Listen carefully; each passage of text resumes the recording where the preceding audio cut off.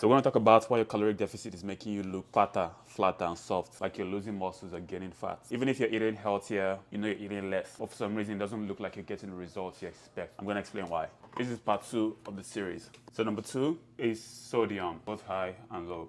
Now, it's very common that high sodium levels lead to water retention, but not a lot of people know that low sodium levels as well would lead to water retention. And when you decide to get on a diet, two things happen with sodium. You can either go high or you can go low. You know, sometimes people go high when you're eating less food. When you're eating healthier food, it's very common that they don't taste as good. So people find ways to make it taste better by probably adding more salt, more condiments to their salad. But what's usually more common is people consuming less sodium, because when they make that change to eat healthier, to eat less, they usually go with low sodium foods. So they start eating less takeout, less ultra processed foods as well. We tend to have a lot more sodium in them. So it's very common for them to have low sodium levels. Sodium helps with blood pressure. In as much as high sodium causes high blood pressure, low sodium causes low blood pressure. And believe it or not, low blood pressure is bad. You don't want that either. Low blood pressure is going to cause dizziness, it's going to cause nausea, blurred vision, fatigue, and so on. And whenever you have low sodium levels, your body panics and releases more of the hormone called aldosterone. So the main job of aldosterone is to regulate electrolytes, mainly potassium and sodium. Aldosterone is going to increase sodium reabsorption back into the body in hopes to increase sodium levels back. So I want you to think about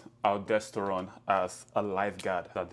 Lifeguard, and your body as a pool. When you go to the pool to swim, this is water, and over here is your kidney, which is the drainage system. So when you have low sodium level, aldosterone is going to signal to the kidney not to let any more salt through, because it's trying to hold on to as much salt as it can. You need to think about the relationship between sodium and water. Is they're like childhood best friends that can't go anywhere without each other. Wherever sodium goes, water follows. If there is low sodium coming into the body, your body is trying to hold on to as much sodium. What's going to happen to the water? The water is automatically going to get held on to. There's going to be more water retention in the body because you're not letting any sodium out. As a result, water is going to stick with it. And when you hold on to more sodium, this is what the body looks like. This is the human body. Pretend it's your arms, this is your neck, this is your muscles. In between the skin and the muscles is your tissues, fat tissues and blood vessels and so on. So when you hold on to water, most of the water is going to be stored extracellularly over here. That water retention is going to give you that puffy look. You want the water in the muscles, not outside the muscles. This is what's going to give you that puffy look, that soft look, because you have the water covering the muscles. So it's not like you're fat. You just have water covering your muscles. It's making the skin swell out, push out inside of the muscles to push out the skin. The fat is being pushed out more